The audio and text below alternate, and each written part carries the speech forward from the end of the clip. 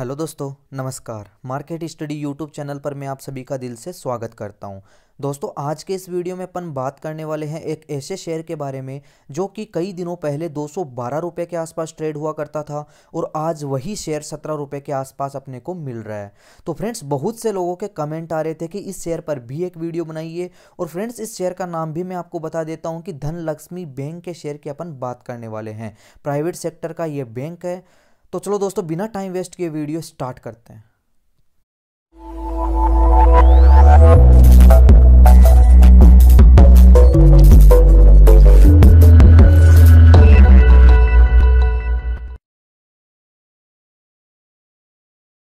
दोस्तों, सबसे पहले अपन इसके क्वार्टर 3 के नतीजों को देख लेते हैं। इसके दिसंबर क्वार्टर के नतीजे 18 जनवरी 2019 अभी 3-4 दिन पहले ही आए हैं, तो इन पर अपन बात कर लेते हैं और देखते हैं कि इसमें कितना क्या दम है। धनलक्ष्मी बैंक की अपन बात कर रहे हैं। 16 रुपये 45 पैसे के आसपास अभी इसका एक शेयर ट्रेड हो रहा है। इस बैंक के जो फाइनेंशियल रिजल्ट है वो आपके सामने है। दिसंबर 18 वाली जो डिटेल दे रखी है वो क्वार्टर 3 के नतीजे हैं और ये जो सितंबर 18 वाली डिटेल है वो क्वार्टर 2 के नतीजों की डिटेल है। तो क्वार्टर 3 के नतीजों को अपन कंपेयर करने वाले हैं क्वार्टर 2 से।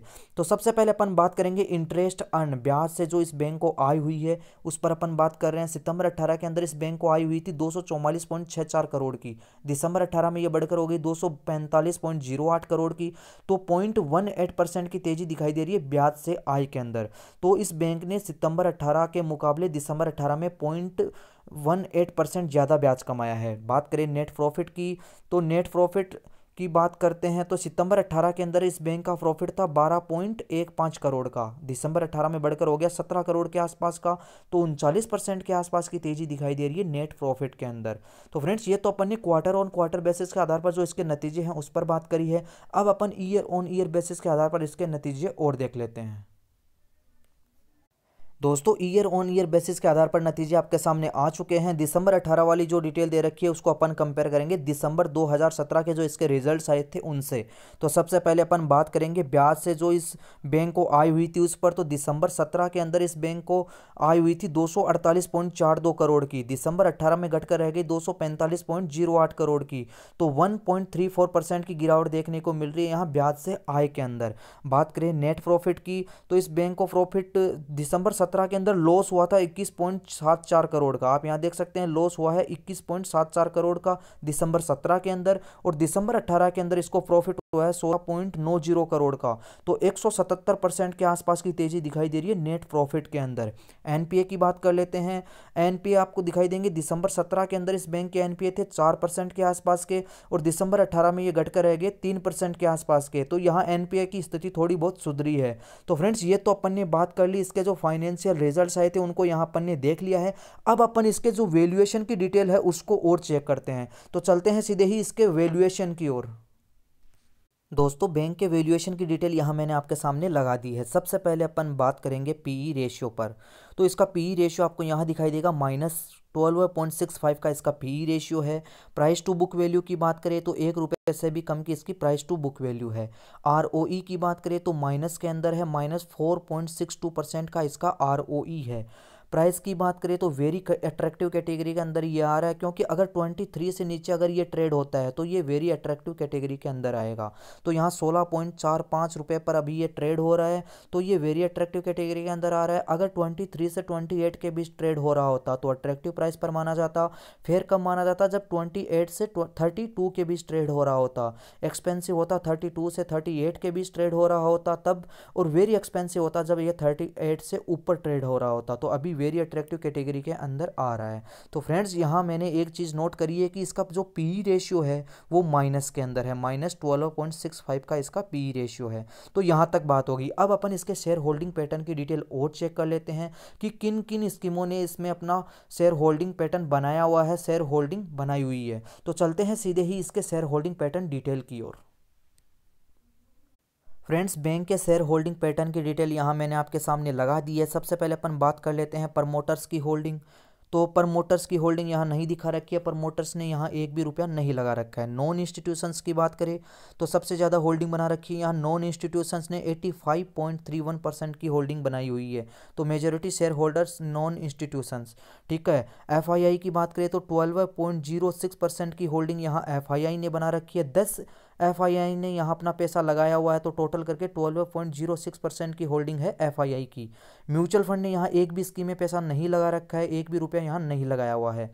प्लेस प्रमोटर्स होल्डिंग की बात करें तो यहाँ प्रमोटर्स ने एक भी रुपया नहीं लगा रखा है, तो गिरवी तो कहाँ से रखेंगे, तो एक भी शेयर यहाँ गिरवी नहीं है, नील। तो अब अपन बात कर लेते हैं इंश्योरेंस की। तो इंश्योरेंस ने यहाँ 2.62% की होल्डिंग बनाई हुई है। DII ने यहाँ छोटा सा भाग 0.01% की होल्डिंग बनाई हुई है। इंडिविजुअल इन्वेस्टर होल्डिंग बात करें तो 52.65% की होल्डिंग इंडिविजुअल इन्वेस्टर की है। तो फ्रेंड्स यहाँ एक चीज़ अपन ने और नोट करी कि यहाँ प्रमोटर्स ने एक भी रुपया नहीं लगा रखा है, तो ये एक नेगेटिव पॉइंट है। तो यहाँ तक अपन ने बात कर ली, शेयर होल्डिंग पैटर्न की डिटेल भी अपन ने चेक कर ली है। अब इसके रिटर्न और देख लेते हैं कि कंपनी ने पिछले कुछ सालों के अंदर अपने इन्वेस्टर को कितना क्या रिटर्न निकाल के दिया है। तो अब अपन इसके रिटर्न और देख लेते हैं। फ्रेंड्स, धनलक्ष्मी बैंक ने अपने इन्वेस्टर को पिछले 10 सालों के अंदर जो रिटर्न निकाल के दिए हैं उसकी डिटेल यहाँ मैंने आपके सामने लगा दी है, और आप देख पा रहे होंगे कि सारे के सारे इसने नेगेटिव रिटर्न ही निकाले हैं। केवल 1 मंथ में यहाँ एक छोटा सा भाग 0.30% के पॉजिटिव रिटर्न निकाल के दिए हैं, बाकी सारे इसके नेगेटिव रिटर्न हैं। 1 वीक के रिटर्न देखे 9.5% से भी ज़्यादा के negative return. Year to date की बात करें 1.5% से ज़्यादा के नेगेटिव रिटर्न। 1 ईयर की बात करें तो 41.83% के नेगेटिव रिटर्न। 3 ईयर में 15% के आसपास के नेगेटिव रिटर्न निकाले हैं। 5 सालों के अंदर इसने 55.81% के नेगेटिव रिटर्न निकाल के दिए हैं। और 10 सालों की बात करें तो 10 सालों तक भी इसने नेगेटिव रिटर्न ही निकाले हैं। 65.70% के नेगेटिव रिटर्न निकाल के दिए हैं 10 सालों के अंदर। तो इसके रिटर्न में तो बिल्कुल भी दम नहीं है। और बात करें 52 वीक के हाई और लो के बारे में, तो 52 वीक का लो दिखाई देगा आपको यहाँ 10 रुपये 80 पैसे का इसने 52 वीक का लो बनाया है, और 52 वीक का हाई बनाया है 28 रुपये 95 पैसे का। अभी ये शेयर ट्रेड हो रहा है 16 रुपये 55 पैसे के आसपास। तो फ्रेंड्स, ये अपन ने इसके रिटर्न देख लिए। अब अपन इसके चार्ट की ओर चलते हैं, इसका चार्ट का एनालिसिस करते हैं, उसको देखते हैं, उसको थोड़ा समझते हैं। तो चलते हैं सीधे ही धनलक्ष्मी बैंक के चार्ट की ओर। फ्रेंड्स, 1 मंथ का चार्ट यहाँ मैंने आपके सामने लगा दिया है। सबसे पहले अपन बात करेंगे 1 मंथ के हाई की। तो 1 मंथ का हाई आपको दिखाई देगा यहाँ 18 जनवरी 2019, जिस दिन इसकी बोर्ड बैठक हुई थी, इसने अपने Q3 के नतीजे पेश किए थे। उस दिन इसने 1 मंथ का हाई बनाया है 19 रुपये 15 पैसे का। यहाँ से इसमें वापस लगातार गिरावट रही, लोगों ने यहाँ माल बेचना स्टार्ट किया। जैसे इसने अपने फाइनेंशियल रिजल्ट्स पेश किए हैं उस अकॉर्डिंग इसमें तेज़ी नहीं आई, क्योंकि फ्रेंड्स अगर थोड़े बहुत अगर नतीजे अच्छे आ भी गए तो इसका मतलब ये थोड़ी ना है कि माल खरीद के बैठ जाए।